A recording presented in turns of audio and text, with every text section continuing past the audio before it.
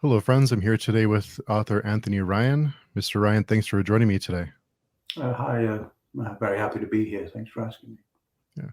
Yeah. So recently, your new book Pariah was released. How was that? How has that whole experience been for you? Releases tend to go by in a bit of a blur. Things are a bit, obviously, for obvious reasons, things are a bit different. There's no in-person going places and meeting people or anything. To be honest, I never did much of that in the first place, but obviously Hmm. these days it's not on the table. So doing everything virtually, one remove, it's been a bit interesting. Normally, I have to go to there's the Goldsborough bookshop in London, and I had to go there every year, for my previous releases, and I'd sign a couple of hundred books for them in the morning, and I'd go and meet my friends that I used to work with in London, and that'd be my routine. So an annual event for me. I didn't get to do that this time. Yeah. The last 2 years, I haven't been able to do that, so it's a bit of a shame. But there you go. These days, they just don't send me the whole books. They send me pages from the books that I sign and they get bound in later on. So Hmm. yeah, it's different. So it is. It is. Everything's kind of changed in our lives the last couple of years. So it is unfortunate you don't get to do that. Those kind of things. When you finish a book, do you do anything to celebrate that the book is complete? Not really. I mean, usually I'd meet up with friends and family, as I say, and go to a nice restaurant or something. But to be honest, my writing schedule at the moment is so full. I wrote through the release. I've written every day for the past 2 weeks. So Wow. I had everything else to do, but I just kept writing too. So yeah, yeah. In that way, it wasn't. It wasn't really that much for breaking the routine. I just had more to do. Hmm. So do you have a target that you want, a target number of words that you want to write every day? Do you have a routine that you follow to balance and to keep production? I always have a deadline, Hmm. and because I use Scrivener, it gives you the daily amount of words you should write to meet that deadline. Oh. Uh, and these days have been the last couple of books.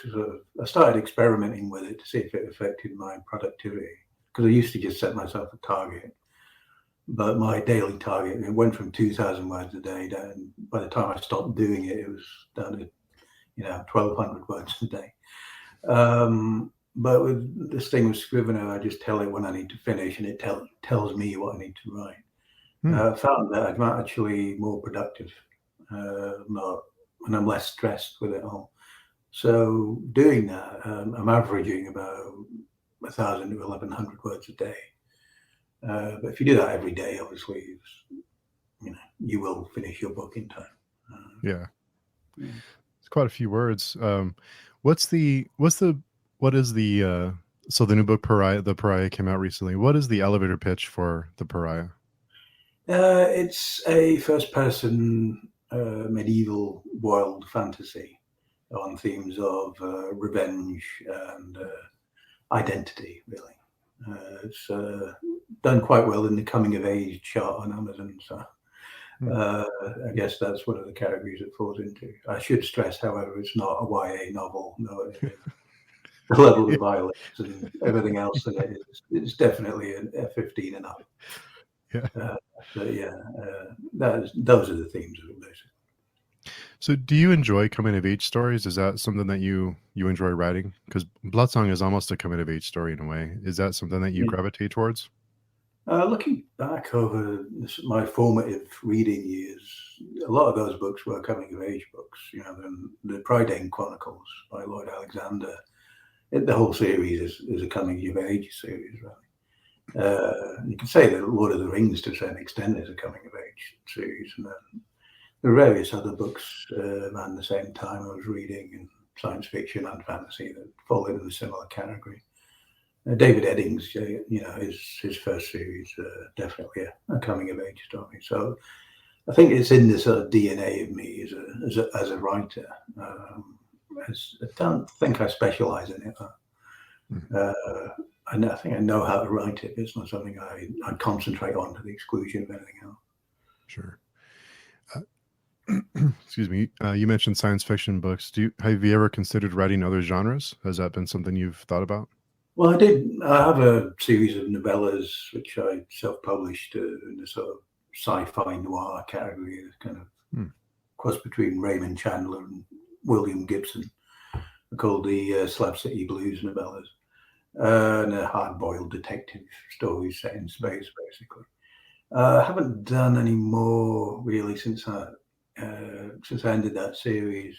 I hope to get back to it. I mean, I'm writing something at the moment on spec, as it were. I don't have a contract with it. I guess it falls into the category of science fiction, but it's more in the sort of, apocalyptic. I'm calling it high concept apocalypse. There's something like Bird Box. Did you see that? The Mm. Netflix movie? Hmm. Sandra Bullock, or The Quiet Place, that sort of. There's a central idea at the heart of the apocalypse sort of thing. It's in that sort of vein, which technically is science fiction. Hopefully I can find a publisher for it when I finished it. Yeah. Apart from that, I tend to stick to fantasy. So speaking of publishing, correct me if I'm wrong, but Bloodsong you self-published, and then once the book gained some traction, you were able to you had an offer to sign on a contract, right? Is that correct? Yeah, that's pretty much. Yeah. What was that whole experience like after the success of Bloodsong and it gained popularity? How were you perceived differently after that? How was that? Were you approached by different publishers, or what is that process like? I got a couple of different approaches in when Bloodsong took off. And after I signed with Ace, which is part of Penguin Random House these days, I get approaches, from time to time from other publishers about various things, other IPs and stuff like that. But you don't get flooded with offers or anything. It happens every now and again, but there aren't people beating down my door begging me to write for them. Getting anything published, even when you have been published and you have sold a lot of books, there's in my experience, there's no automatic yes, we'll publish it.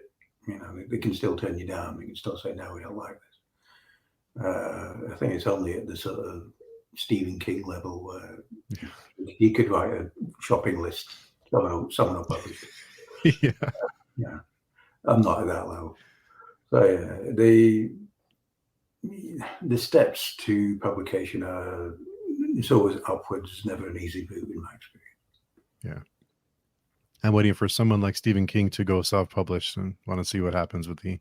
It'd be very interesting if he did. I'm not sure at his age he can be bothered. It's a lot of work if you do it yourself. I mean, I continue to do it myself for some of my novellas and things, and that it's a lot of work. I can understand why people don't want to do it.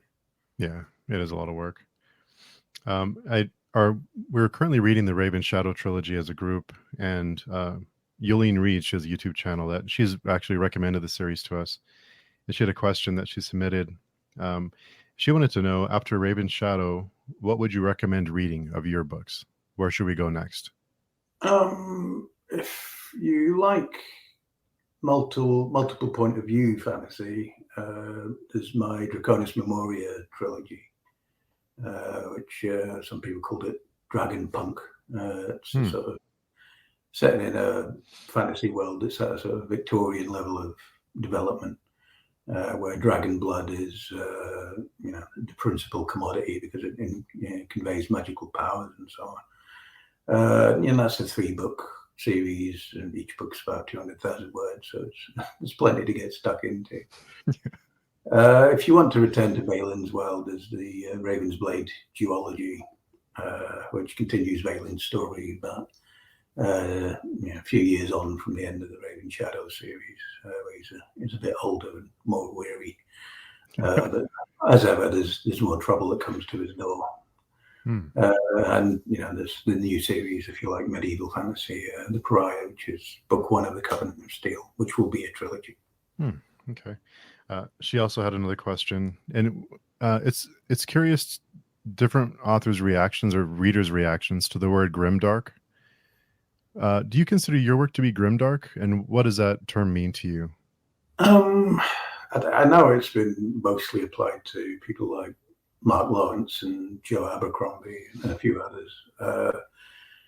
I guess it's a kind of visceral fantasy, sort of where the world is not a comfortable place and the protagonists are not necessarily heroic, or some, Mark Lawrence's case, definitely anti-heroic. Hmm. But the Raven Shadow books, I wouldn't score them very high on the grimdark scale. Somewhere in the middle, I guess. They certainly have dark moments. Draconis Memoria is definitely not grimdark.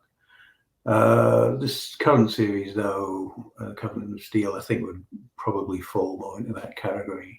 I don't think my main protagonist, Alwyn, is as unsympathetic as some grimdark protagonists, but he's not 100% a hero, but he's not 100% a villain either. So yeah, I think it falls more into the category of it, but maybe not 100%. And she also had another question.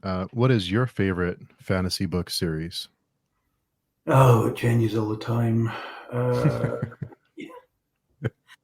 It's very hard to pin one down. I mean, if you put a gun to my head, it'd probably have to be Song of Ice and Fire. Still unfinished, famously, but as a seminal reading experience and as a way to, tell a very long story and a very compelling, interesting story in an interesting world, and it's very hard to beat. In terms of modern fantasy, it's very hard to beat. No, it has its critics, but I'm not one of them. I loved it all. Yeah. So, reading Song of Ice and Fire, how did that change your writing process? How did that influence you in your own writing? I think it was the importance of connecting with the characters. I'm not someone who thinks of character and story as a balancing act between the two. I think they're the same thing. And that's how I try to write. But in Song of Ice and Fire, you're really reading for the characters. You want to see the world through their eyes, and you want to see what happens to them next. And that's what keeps you coming back to it, I think. So if there's a lesson to be learned from that series, it's probably the importance of, even if they're not sympathetic characters, like Jaime Lannister in that series is far from sympathetic, for most of it anyway. But you still connect with him, and you still, for some reason, care what happens to him. And I think that finding that connection, or finding reasons for your reader to connect with the character, is probably the principal lesson from that series. And are there ways to make an unlikable character likable to the reader? How do you do that? How do you make an unlikable character likable, or to connect to that character? Everyone's a human being at the end of the day. And there's certain realities to being a human being, certain things we all do as humans that people can connect with. It doesn't, make them a nice person if they're nice to animals. There's plenty of people in history nice to animals, but turn out to be terrible people. It's a way of perhaps presenting a lighter side to someone if they have a pet or something. And even the worst, murderers and mass murderers in history, you can find moments of mercy in them. There's an anecdote about Genghis Khan when he was coming at him and his horde were closing in on the city and about to ransack the place as they did. And there was one guy on the battlements with a bow and arrow who shot at him and missed, and then fell off the battlements and broke his leg. And Genghis Khan had him captured and let him go because he was courageous. He sacked the city, of course, because it was Genghis Khan. But you will find stories like that about even the worst people in history, and those moments of mercy, I guess, can make us that character more capable of a reader connecting with them. Are there moments in history that you study or that have really influenced your writing? I know a lot of fantasy authors research history and are big history buffs. Is that something that you do? I have a degree in history, so it's okay. long been an abiding passion. I don't concentrate on one period to the exclusion of others. If I'm writing about a particular series set in a particular world inspired by a particular era, I'll read up on that era. I did a lot of reading about the medieval period for the current series. I'm generally interested in all history, to be honest. I tend to try to read widely in it, and I try not to concentrate too much on military history. That was my sort of gateway drug into history, reading about Second World War and so on. I've tried to expand it beyond the military, purely military history, because it,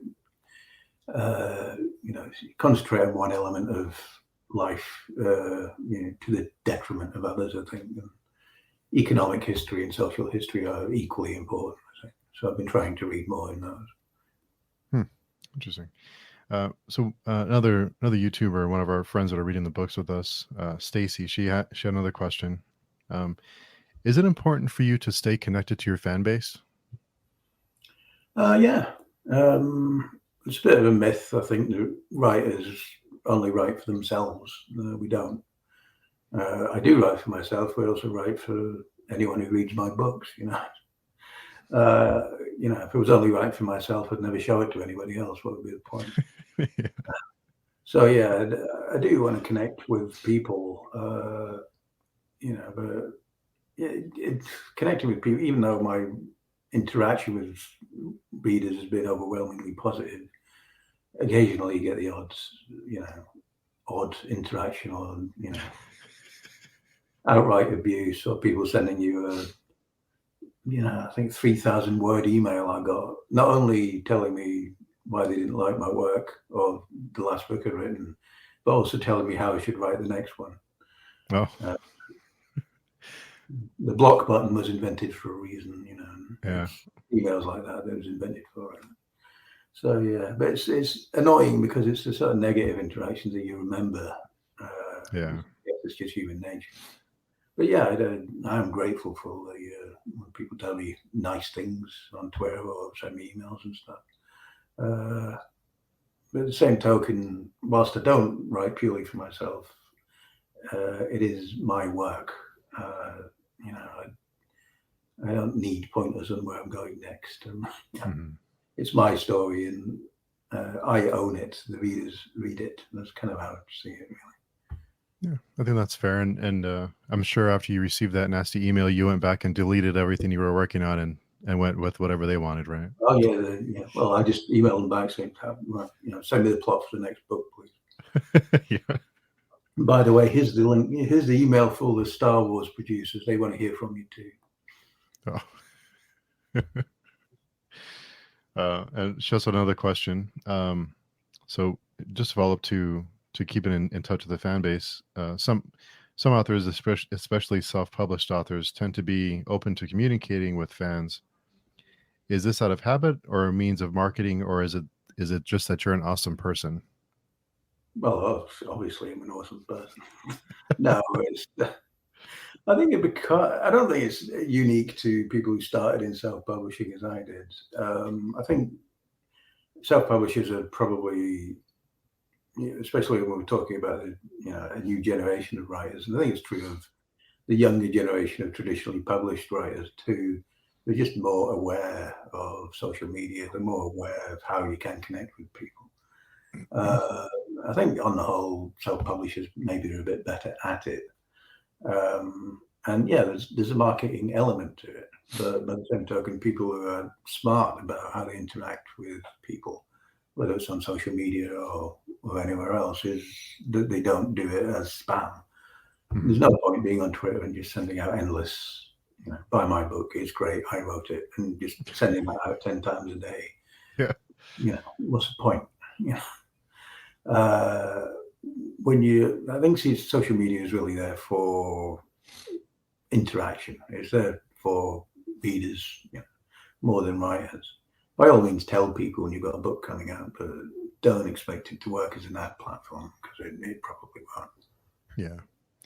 I was surprised with the writing community on Twitter, especially because Twitter is has a reputation of being a really nasty place sometimes. But the writing community and even in the reading community, there is some really positive pockets of people that really support each other and help each other out. So that's good to see. Yeah. I had a question. I was wondering about world building, how you approach world building in your books. Is there a certain method? And you mentioned world building through characters. Is that something you try to do to help build the world around the characters? Yes. There's a constant feedback between the characters, the story, and the world. I don't have the entire world in my head when I start. I have some of it. I make notes before I start.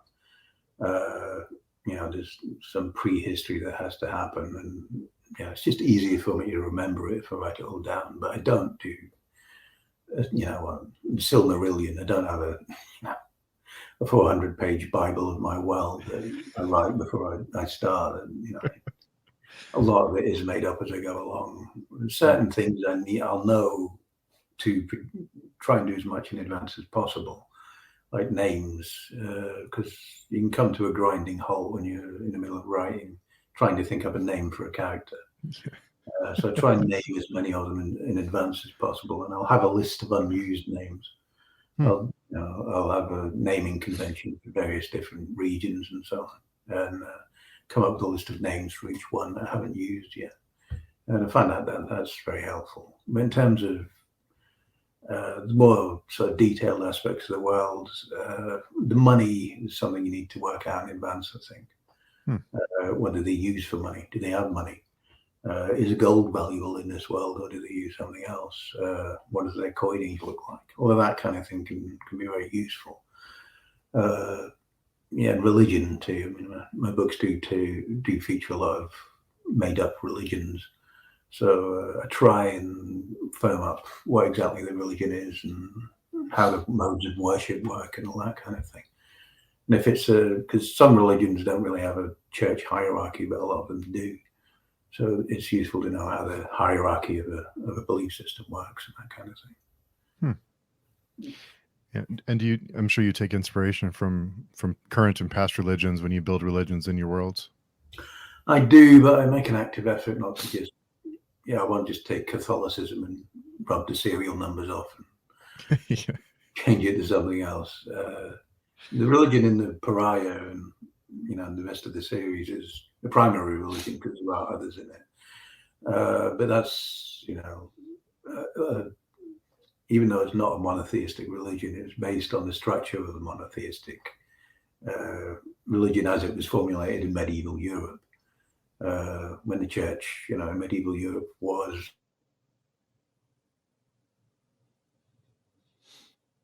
tension between the monarch and the church.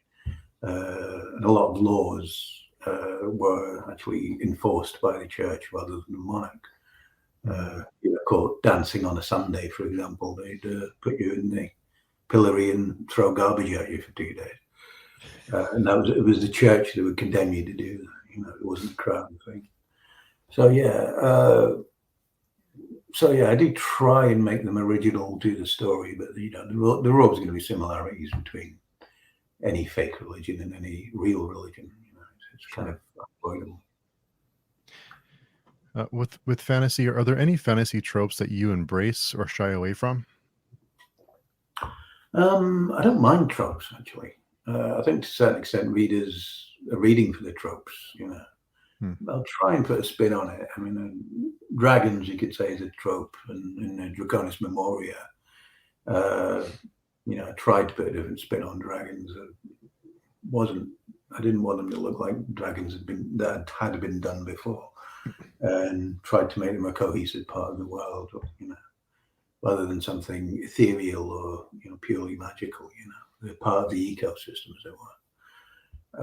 But in terms of tropes, I haven't really done magic jewelry yet. And I've done, my Seven Swords novellas, which I forgot to mention earlier, publishing a series of novellas through Subterranean Press, which are high fantasy, and it's one long quest story. And I haven't really done a quest story before, which is, very traditional fantasy trope. And having a 7-volume series, you're dealing with one quest. Hopefully a different way of approaching it, and it's a fairly hard-edged world as well. It's not in Sword and Sorcery. Sometimes the world they inhabit in Sword and Sorcery can be quite comfortable looking. I didn't want to do that in this. It's a much harsher place. So yeah, but I don't personally, as a reader, I don't object to tropes at all. And kind of related, but I noticed in the Raven Shadow trilogy, the moments, the major moments, they feel earned. They feel like there's build up, and so those moments have meaning and weight to them. Are there ways that you build to those kind of moments, that you build anticipation and you build the you kind of set the path for those big moments? Are there certain things that you do to make those moments more impactful? Well, try not to signpost them too much. But even when you're doing a twist, you're doing a dramatic revelation, there has to be something that makes it a twist. So there has to be a signpost before. I think it's also about making sure your characters are equal to the moment. So just suddenly, if you spend 400 pages describing someone as a miserable coward, and suddenly a hero with amazing ninja skills, it's not going to ring true, I don't think. So it's really about establishing who your characters are by the time they get to that moment, when you get to the payoff, so that they've earned it. It makes sense that they have the skills they have, or they say the things that they say. Yeah. And when did you decide to be a writer? What was it that kind of made you want to try and get your book published or self-published? Can't remember not wanting to be a writer, to be honest. I think it's when I found out it was a thing people actually did. I kind of wanted to be a writer from then on. I mean, I had a few childhood digressions and wanting to be an astronaut or a paratrooper, but really, it's being a writer is what I always wanted to do.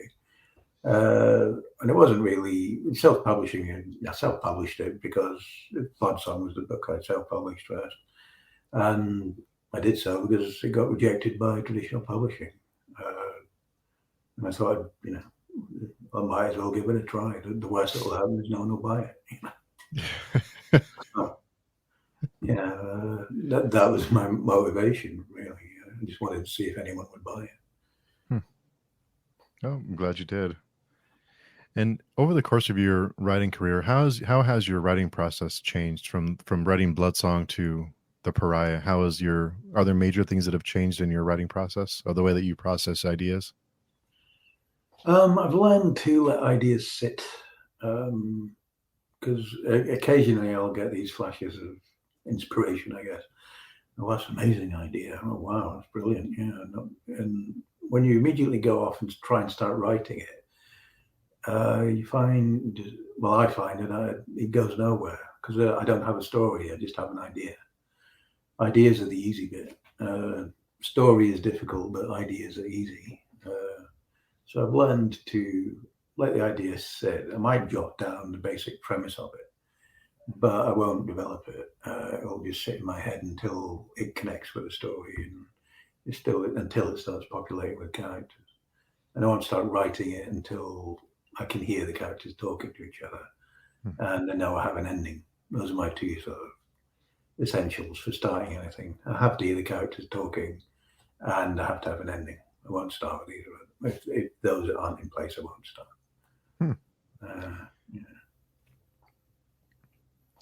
What is your editing process like? I try to make my first draft as complete as possible. I don't leave gaps. I know some people will, just leave a gap and say, here is a battle, and just keep writing. I don't do that. I might change it later, but I always complete the story as a first draft. And the way I write is, when I sit down in the morning, I go over what I wrote the day before, and I'll fix any real problems with it, and any major typos, and fix up any clunky prose. So by the time I start again, I've already got something that's not fully ready for publication, but at least 2/3 of the way there, ready to be submitted to my editor. When I finish the whole draft, obviously, I try and leave it to sit for a bit. It's not always possible if you're running up against a deadline, but I'll leave it alone for hopefully a couple of weeks, come back to it, and then do a complete run through of it. It's not a rewrite. I'll go through it. I'll fix up any plot issues that I've identified, and just hopefully get the prose to a point where it's of a publishable standard. And at that point, I send it to my editor. And do you use an editor for your self-published work too? Is it something that you always do for everything you write, or is it just certain things? I don't use one for my self-published stuff because most of what I've self-published has already the novellas and short stories and so on. They've usually appeared in an anthology or a magazine, so that they've already been edited. I'm just, if you like, republishing something that's already been published. Not in every case, but because they're short, I tend to self-edit it. But I will always get someone else to at least proofread it. Yeah. But I don't do a full developmental edit for those. But yeah, everything I've published has been edited to some degree or other. And do you use beta readers? And if you do, oh, you don't. Okay. I take the view my editors, my TriLOGY editors, they know what they're doing. They've been doing it their entire working lives. So they're my beta readers, and they're not shy in telling me if I've got something wrong. So it's the editing process is a necessary thing to go through, but it can be kind of painful sometimes. But it's part of the whole thing, and you can't avoid it. Yeah. For your published work and the ones that you use an editor for, have there ever been any changes that they asked you to make that you weren't comfortable with? Not yet. They sometimes ask for things, suggest things which in the moment I don't think is right, but when I come back and calm down a bit and take another look at it, in every case, I've been forced to admit they were right. Yeah. It's got to be kind of tough, though, to have something that you create and then have someone else come in and tell you to change things. It has to be a weird feeling, isn't it, to get used to that? It is, but I do want it. Every book I publish, I want it to be the best it can be, and I think, to a certain extent, you have to check your ego at the door when it comes to editing. If you ever get to the point where you're convinced you don't need to be edited, I think you're probably starting to lose it a bit, to be honest. I know Stephen King, I think, was in it on writing of one of his books about writing, where he noticed after a while he wasn't being edited anymore. He hadn't asked them to stop, but he noticed everything he sent to them was just being published without going through the editing stage. And he told them to start editing him again, because he saw it as rightly as a necessary part of the process, which it is. Interesting.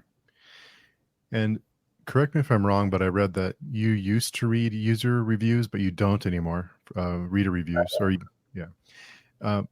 what are your thoughts on that whole process, on Goodreads and Amazon? Does that system, is it something that should be changed, or are you satisfied with it? It seems like there's a lot of those review sites seem to have a lot of power, I guess you can say, in influencing people to read or to not read something. I'd say Amazon's made strides to get its act together with reviews. I think you have to be have to have spent at least $50 on that particular account before they'll let you write a review, which I think is maybe not completely, but to a certain extent got rid of a lot of the trollish reviews. From a writer's perspective, the issue wasn't always fake positive reviews, it was fake negative reviews. And when you had people with a political axe to grind who didn't like the author for whatever reason, didn't like their book, there'd be this swarm of people creating fake accounts and posting negative reviews to try and drive down the review rating. I think to a certain extent they've dealt with that on Amazon. Goodreads, from what I can tell, hasn't, and Yeah. probably needs to get its act together.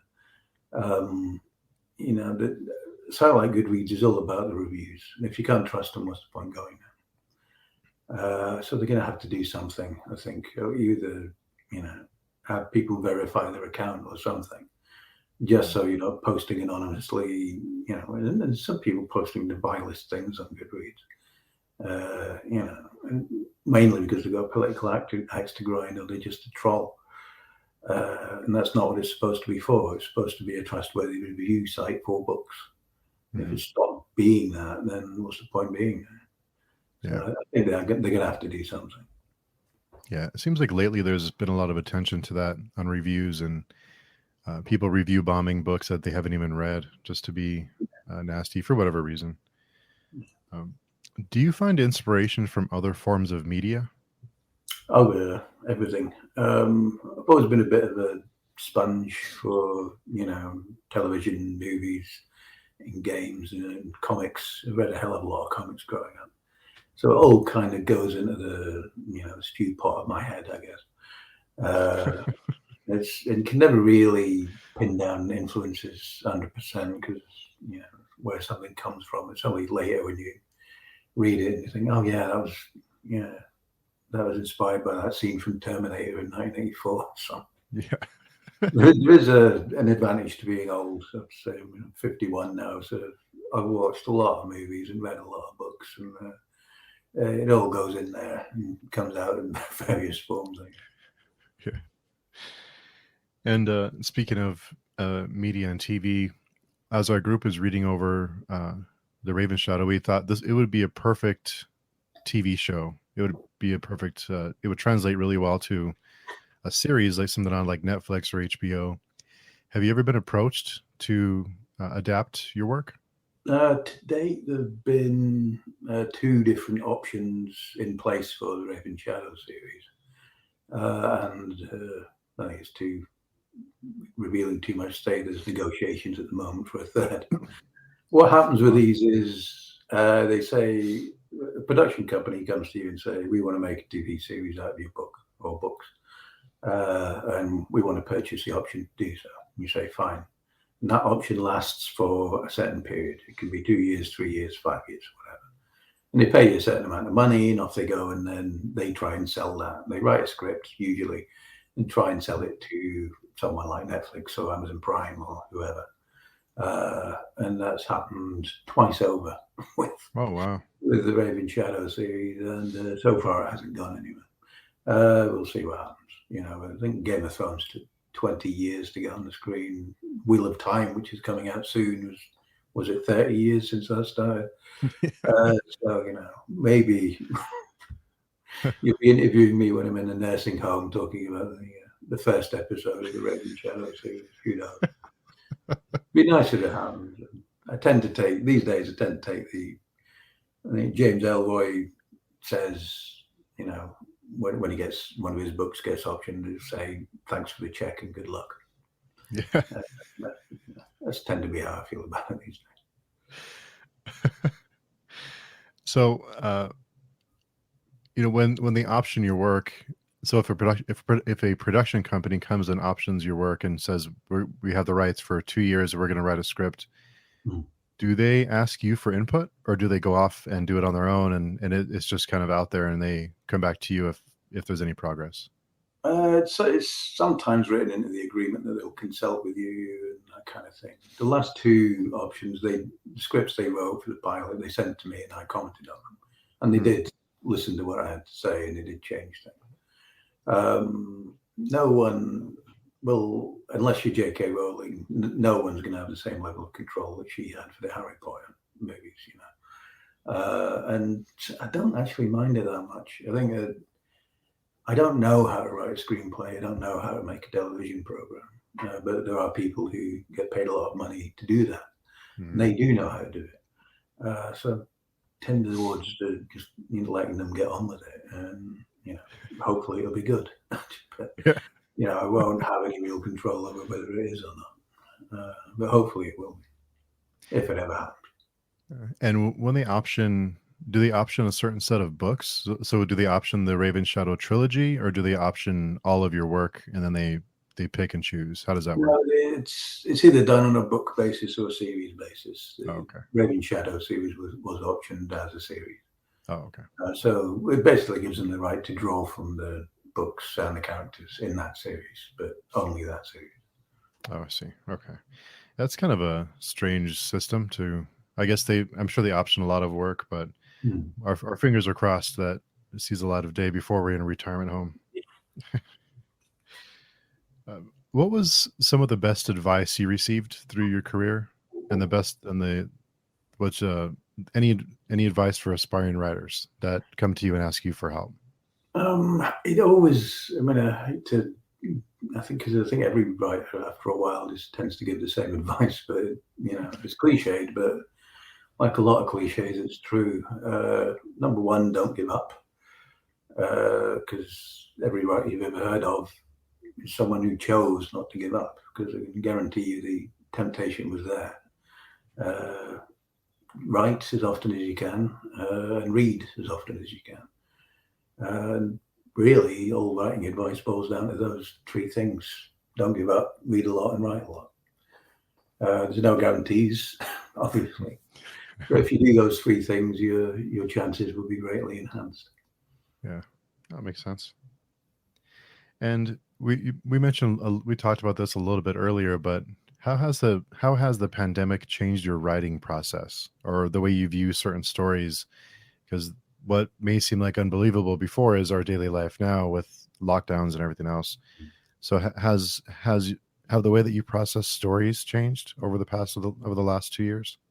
I think I'm on the whole I'm writing more, but I'm also consuming more. Like a lot of people, the one sector of the economy that really loved the pandemic, it was the media, because and especially streaming, digital streaming, just exploded because everyone's stuck in the house watching Netflix or Amazon or whatever it is.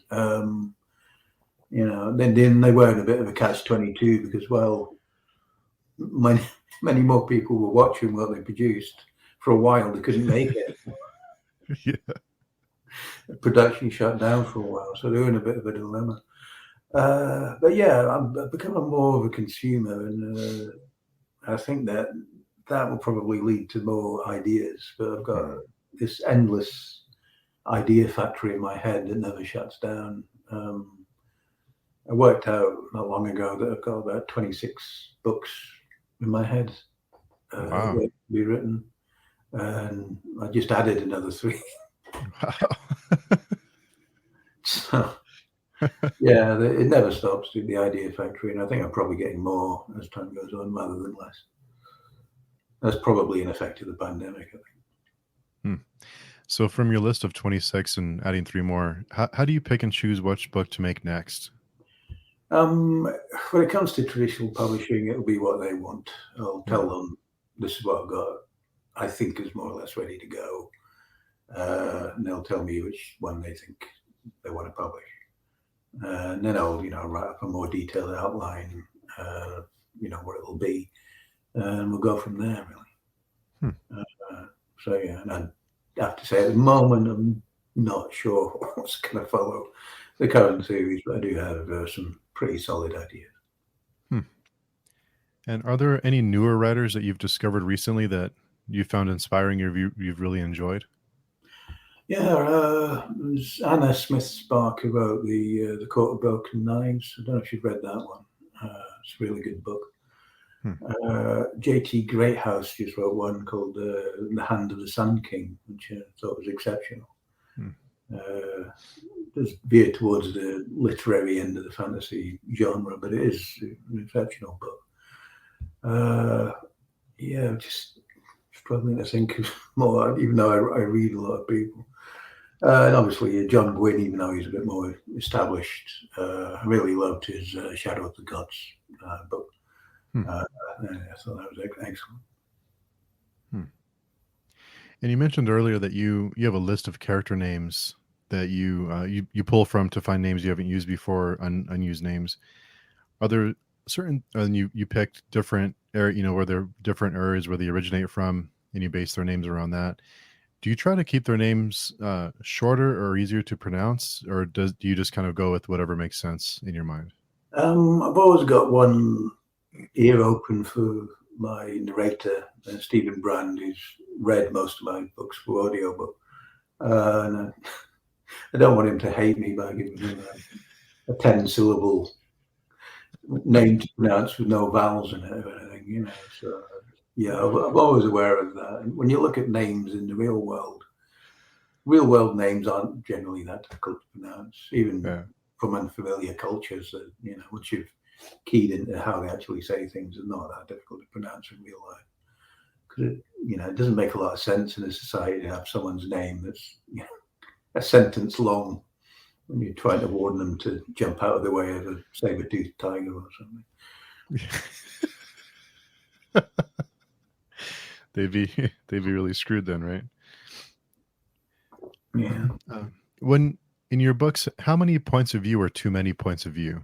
Do you try to limit your POVs? It's always dictated by the story.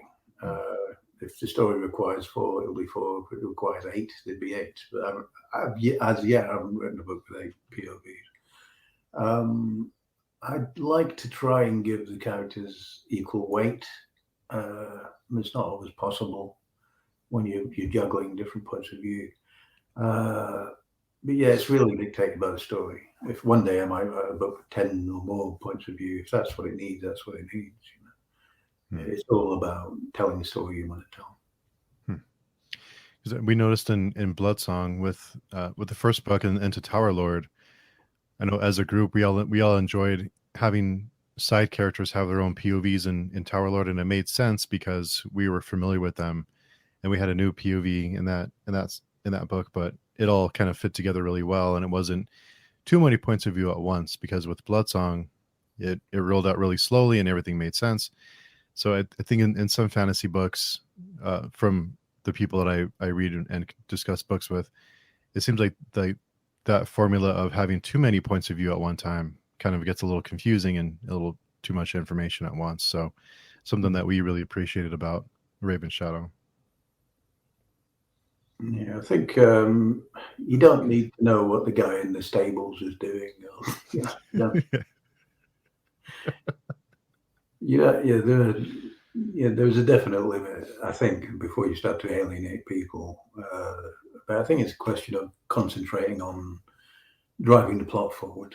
Every scene you write should preferably do 2 things: reveal something about the character and move the plot forward. Or at least one of those 2 things. And if your point of view, whatever point of view you're writing in, doesn't do that, then it doesn't need to be there. Yeah. And I know you've probably been asked this question 1,000 times during your career, but I am interested to hear your thoughts on it. Do you believe in writer's block? All I can say is I've never had it. That doesn't mean it doesn't exist. I've never had rabies either. That definitely. But I haven't had it. I've had periods where I slowed down, but it's mainly due to working out a plot issue or something. But I've never come to a complete grinding halt. I just can't write anything. That's never happened to me.